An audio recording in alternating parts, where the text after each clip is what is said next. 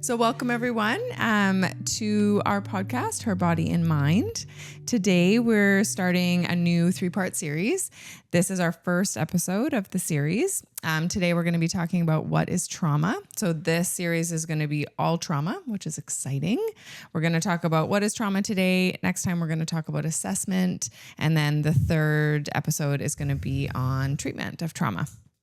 So today we're going to talk about, again, what is trauma, different types of trauma, how it impacts our brain, and how it presents in our offices. Okay, very good. Well, we might as well just jump into the topic. So Amanda, why don't you define for us what is trauma? Because I feel like a lot of people know or think they know what trauma is, and there's a lot of confusion there.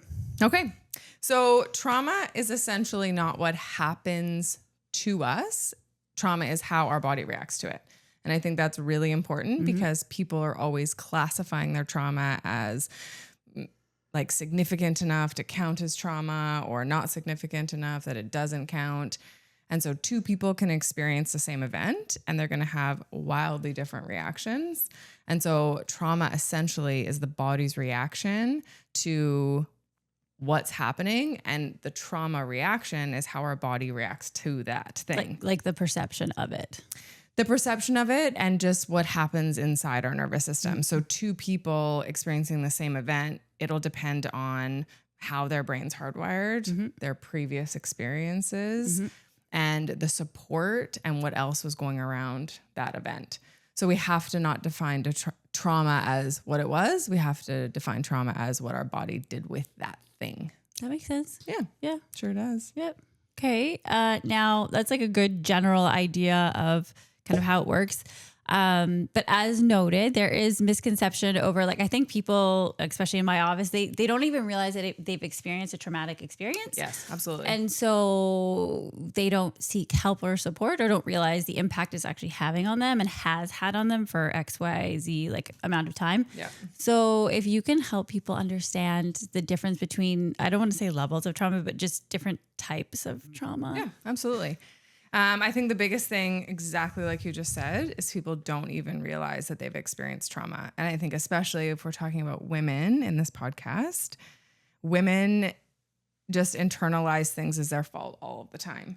So people will come in and they'll have so much shame about their symptoms and they'll have just decided that they just aren't handling the world right and they're too much or they're reacting too much. But when we break it down, exactly like you said, their nervous system has responded to something and they're experiencing trauma symptoms.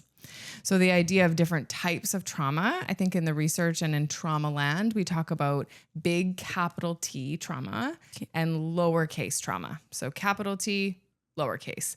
So big T trauma is defined by like bigger traumatic events, the things that we tend to think of as like classically trauma. So this will be sexual assaults, rapes, experiencing or witnessing violence or violent crimes, natural disasters, wars, that type of thing. In my office, I treat a lot of the big T trauma with women who've experienced sexual abuse and early childhood molestation. So those are big T traumas. Big T traumas are going to be more connected to more classic PTSD symptoms. And so we'll see that more obvious in people, and people will often come in, not all the time with women, but people will often come in with more of a knowing that they've experienced trauma when it's been big T, because it's like so obviously traumatic. But even with women, especially if we're talking about sexual assault and things like that, they've internalized that rape or that assault as something that they participated in or shouldn't have done. And so they've not even labeled that big T trauma as trauma. So then they've just internalized all of their symptoms. Like they're just like, they're putting part of the blame on themselves. So they're not qualifying or quantifying it as such. Yeah. And then if they're not qualifying it or quantifying it as such, then their symptoms are also internalized as like, oh, I'm just like not doing things well. But it's actually your nervous system is reacting to this terrible thing that happened to you. So that's big T trauma. Okay. The one that we see a lot of that is much harder to define is lowercase trauma. So lower T trauma is growing up with emotional neglect. growing up eggshell walking with parents, chronic criticism, bullying, relationships or ongoing relationships where there's just like chronic stress and tension, where there's like not a lot of release from that. Mm-hmm. And this is going to show up a lot with like patterns of anxiety, people pleasing. A huge one is perfectionism, needing everything to be just so. One that I see a ton, you see this a lot too, is the like self-worth piece. Mm-hmm. People come in with this like debilitatingly kind of like complex sense of self. And when we break it down, it's this like death by 1,000 cuts. Mm-hmm. And what I always say to people is like, big T trauma is bad, 100%. Yeah. But little T trauma is often like not worse. We don't want to like decide what's better or worse, but people who have little T trauma almost never think that their symptoms are like bad enough to qualify. They never seek help. No, but like death by 1,000 cuts. Mm-hmm. And the impact on a nervous system of just like growing up in a home where it was just never really stable, even if it wasn't like terrible, but we just like never knew what mood our mom or dad would be in. And we're just like always walking like this. That has detrimental impacts on the nervous system. Yep. So yeah, that makes sense. And another, I think we didn't mention, but there's also healthcare trauma, like little T, like that's like a big thing. Absolutely. I've experienced it. Like even being, like never being diagnosed with something that you had, although you're like, something's not right, something's wrong, constantly trying to seek help in the healthcare system and not getting it. Like that's traumatic. And then living with, in this physiologic state where you're imbalanced, that's causing a lot of dysregulation in the nervous system as well. So that's another little T. Well, yeah. And like, it's kind of like gaslighting. So if we look at like children are gaslit all the time by their like dysregulated parents, people are gaslit all the time by their dysregulated partners. And we can be gaslit by this system, which just causes this internalized like shame and questioning if we're right. And that wreaks havoc. 100%. So hugely. Yeah. I would say like 90% of the people that come into my practice, like the reason why they're seeing me, unfortunately, is because like that is what's happened in the medical system. And therefore they're seeking an alternative support system because they're not getting help regularly. So it's just so wild and rampant and prevalent. Yeah. And I think that's why this is so important. This idea of like trauma is because people are always sitting in front of me with a whole bunch of symptoms. And then I'm like, tell me about your childhood. Like eventually when we're kind of ready to go down that path and they're like, oh, like my childhood was good. But their nervous system and their symptoms are telling me like a very, very different story. Yeah. And so being able to understand what trauma is and what it isn't is like so critical for this whole picture of like wellness because it impacts like absolutely everything. Totally. We talk about like when counselors are just like, oh, I don't work with trauma. Yeah. And I'm like, wait, what? Like you don't work with anybody. I don't understand. Like, what are you doing out there? Because so much of it, and not like, I think counselors sometimes get a bad rap because it's like counselors, like psychiatrists will say this, like counselors think everything's trauma. And like, no, not everything's trauma. No. But when we like break things down, I can't count how many people have come in with symptoms. Nothing's really working. Meds aren't working. This isn't working. And then we like get to the core of their like slightly but dysregulated childhood, do some trauma work, symptoms gone. What would be an example of that? Like more of a situational thing that wasn't traumatic that someone might go in to see a counselor for? Like truly, it's like that. I don't want to say straightforward because it's not, but it's truly like something that is going to come and it's going to go and it can pass relatively easy. And the support that would be required is not as much or as intense as something or someone dealing with trauma. Like what would be an example or a few examples of that? Of like someone coming in with some of these. It's not like a traumatic concern. So like on that more, I don't like superficial level, like something at basic. I don't know what the language would be for that, but. So like kind of when someone comes in and they've had a big T trauma, like I've already said, they kind of know it. Yeah. But someone comes in, say a woman's presenting with some anxiety. Yeah. And she'll be presenting with low self-worth. So she'll just be like, I'm just like it's not good enough. And I just like know that. Yeah. And then I'm like, well, like, where does that come from? She's like, well, I've just like always felt that way. And then that kind of symptom of I'm not good enough is going to impact how that woman shows up in relationships. It's going to show up how she like responds to her children. It's going to show up how she is in friendships. It's going to show up in so many places. And she didn't come into my office thinking I'm a trauma survivor and I need to go here and do trauma work. She's showing up there because the anxiety usually is the bigger one that pulls them in. And then we break it down and it's the self-worth stuff.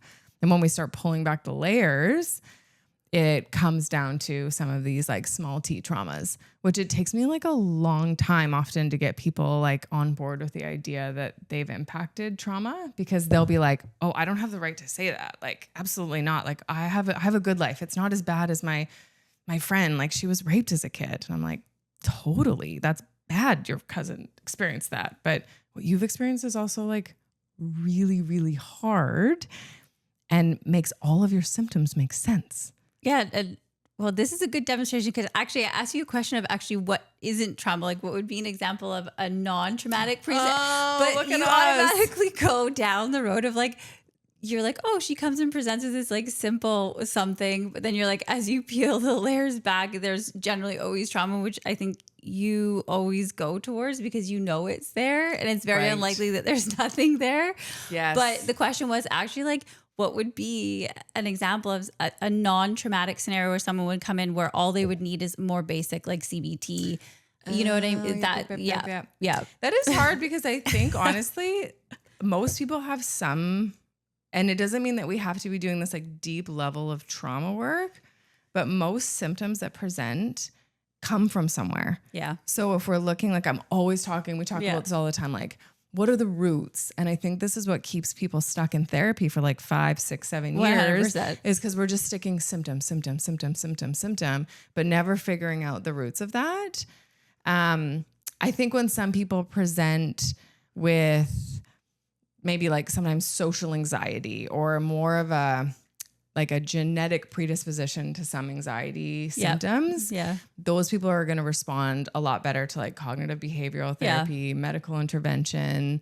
But then we still need to look at like, because there's nothing to process. There's nothing to really like sift out and like clear. And that's kind of the point. But I think that was a good demonstration of you being a good clinician because you just naturally want to go through those layers to get to like the root of the root of the root, which is like somewhere something did happen, whether they've identified it or not, and often it is trauma.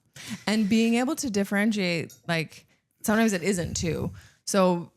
Which is like, we talked about this in the perimenopause, which is why it's so critical to take a good history because deciding that everything's trauma is also really dangerous because if we're going to talk down like the false memory path and like, there's a lot of history of like the 90s of therapists being like, oh, like that's a symptom of molestation. I've had clients come in and be like, my last counselor thinks I was molested. And I'm like, oh, like, tell me more about that. Yeah. Tell me more about that. What? And they're like, well, I have some of these symptoms, right? Like there's lots of symptoms that we might think of as molestation symptoms. Sometimes they are, but sometimes they're not.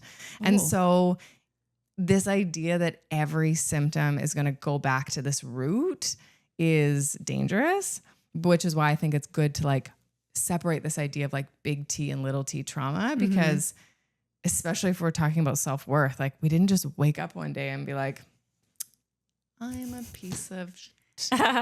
We learn that over time. Yeah. And so that foundation of self was impacted somewhere. Yeah. So other things definitely show up not as trauma, but it is rarer for sure. Yeah. Okay, cool. That was great. Now, why don't we dip into what's going on in the brain with someone who's experienced or has experienced trauma? Like what's physiologically going on? How does it impact your brain basically? Yeah. And I think this is so important when we're talking about the importance of labeling trauma, because one of the biggest things for trauma survivors is that they've internalized all of their symptoms as their own failing. And so in my office, and you do this too, when we're like starting to break down what is trauma for people, it's like this automatic relief of like, oh, like this makes sense. My symptoms make sense. So an example I often use in my office is like a cave person example. Okay. Here we go. Okay. Because the idea is that like you and I, like we're both a product of like evolution, right? Yep. says most. So the idea that our brains are created long ago and have been adaptive for a variety of reasons for a long time helps us make sense of trauma. So if I'm a cave woman and there's a cave there and a lion charges me, my brain's like, holy shit. I need to remember that so that I don't die, which was really adaptive. Like trauma reactions and trauma triggers were really adaptive for human beings as like a species. They're there for a reason. Absolutely. Yeah. Or we just would have kept walking into caves and we wouldn't be sitting here right now. We would die. Yeah. So when I see a lion and my brain's like, oh my goodness, I store a trauma trigger that's different than a normal memory. And so what happens in trauma when our system becomes dysregulated and we don't have the support around to be able to navigate it, our amygdala, which is in our like lower brain, like subcortical, our amygdala is going to like fire, which is like our fight, flight, freeze response. It's going to be like, there is a danger here. This is our like alarm system. Our front brain, like our prefrontal cortex, is going to go offline. And then what's going to happen in the hippocampus is that we're not going to be able to store this memory as something that is like time stamped as historical.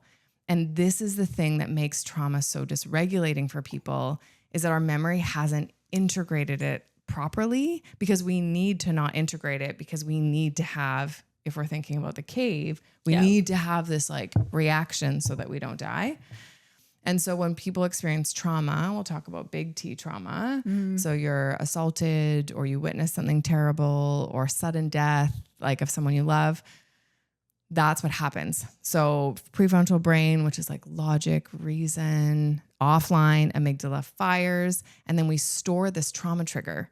And the thing with this is that once those trauma triggers are stored, kind of subcortical, when they're triggered, we feel like we did at the time of the event. Yeah. So this cave person, even if it's been 10 years and I see a cave or a picture of a cave, that same thing's going to happen with a trauma trigger. So my prefrontal cortex will go offline, my amygdala will fire, I will go into a fight, flight, freeze reaction, and I'm going to feel the same way, which is what makes people feel so like not emotionally well when they're triggered by like a smell, a sound, a sight, is because you feel like you did at the time of the event. Your brain doesn't know it's historical. Yeah. So this like feedback loop between your amygdala and the not time-stamped memory in your hippocampus is like, it's a tricky loop, right? Yeah.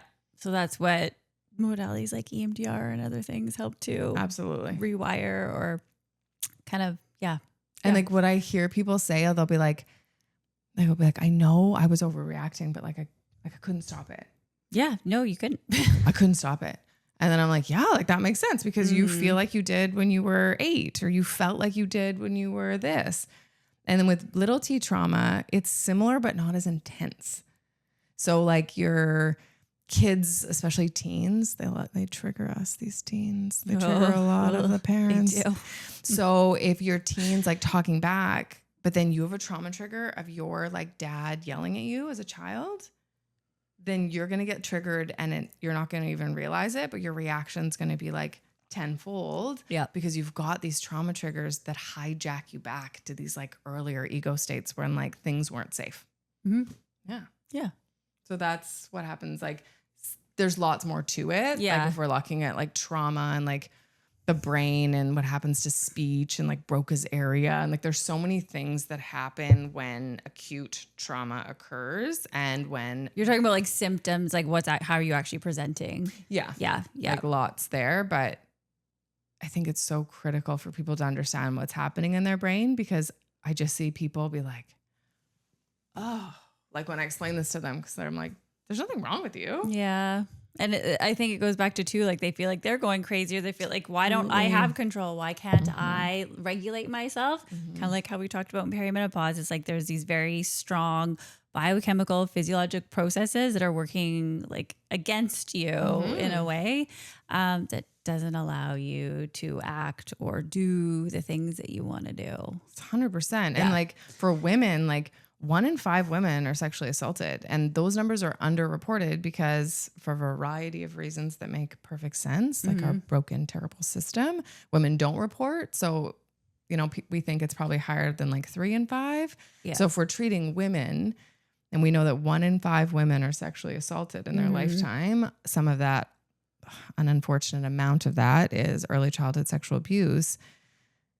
There's so many of our clients and patients that are like having these are big T traumas that are impacting like every facet of their mind and body. Yeah, totally. Right? Yeah, that makes sense. I think it's important to note, like, although we're talking about like stress and trauma, but stress by nature is actually not a bad thing. Yes. It's like supposed to be there. We're supposed to have some level of stress. We can't perform. We can't get motivated. We can't do a lot of things without a certain level of stress. And so it's actually like outside of like the caveman example, which is extreme, like general low grade stress in like performance type situations, whether that's like writing an exam, you're in track and you're running your 100 meter against some other people in school, whatever it is, like you need that little bit of like cortisol, norepinephrine to like kick you in gear. Your heart rate's going up, your respiration's going up. Yep. You're more focused if you're not too far in the other extreme end of things. Like everything becomes more acute and you're more attuned and more efficient versus like when we're talking about trauma and that reaction, that's different. But we need stress. Like it is how we function. It's how we get through the day. Without some level of it, we wouldn't work properly. And that's such a good thing to bring up because I think that's the difference is when we have a memory, big T or little t, that isn't integrated properly in our hippocampus, then that's informing this whole system because like trauma doesn't make a lot of sense. Like I'm sitting here with you, I hear a loud noise, my whole body takes over, but like there's nothing happening, right? So it's like that, it breaks down that normal, good, healthy stress response that like we definitely need, or we would just be like slugs. Yeah. Pretty flat. Pretty flat. So good for us. Yeah. So yeah, I think like the biggest thing with this is that like your symptoms don't come from nowhere. If you're reacting in a patterned way in your relationships, friendships, with your kids, in life, without noises, hypervigilant, it's helpful to pull back those layers a little bit and start being like, could this be trauma? Does this make sense from a trauma lens? Yeah, totally. I think that's great. I think the people know now. The people know. I love talking about trauma. It's my favorite thing. Any other kind of thoughts about just like this, like just basic but broad like introduction to this idea of trauma? No, I'm not particularly. No. Yeah. And we're going to talk a lot next time about assessment because like Sierra does such a good job, I think, of recognizing that. Like you're referring to counseling all the time. Yep. And it's so helpful. And like, that's why, again, this like idea of us coming together is because you'll send, like, you're doing all this like really good work with someone. You send them to me or another counselor. We're treating their trauma. We're seeing their symptoms like reduce. And then there's like more space. And then the other things you're doing are clicking in and like, it's so good. Yep. That's important. Not that I'm like diagnosing or anything, but it is important to know how to refer. And so that's what we'll go over is like what I see in my practice and how I go about things. And then even for you and who actually can diagnose and assess to kind of make things make sense to bring it all together. Cause yes, there's trauma, but there's probably other pieces that need to kind of get taken care of or understood or assessed, whether it's lab and diagnostics, et cetera. So it's dynamic and yes, there's trauma, but there's probably other things going on. So we'll go over all that next episode. Well, yeah, because trauma impacts the brain and body. So it's the perfect like meld of us, which is nice. And then our third episode, which will be my super favorite to talk about, will be like the treatment of trauma. Because the thing that I preach like a lot is that trauma is treatable, which is really great. It is. And we can heal it and we can like free ourselves from this terrible cycle that we're talking about today. Yes. So we'll talk about treatment, both like therapeutic treatment and like the different things that you do, which is a lot, and then help people, like empower people to be able to get control back of your brains and bodies. Yes. All right. Okay. Well, thank you so much. And we'll see you next week. This podcast is for informational purposes only and does not constitute medical or mental health advice. We're not your doctor or your counselor. Please contact your own healthcare providers before you make any changes to your health and wellness protocols related to your body and mind.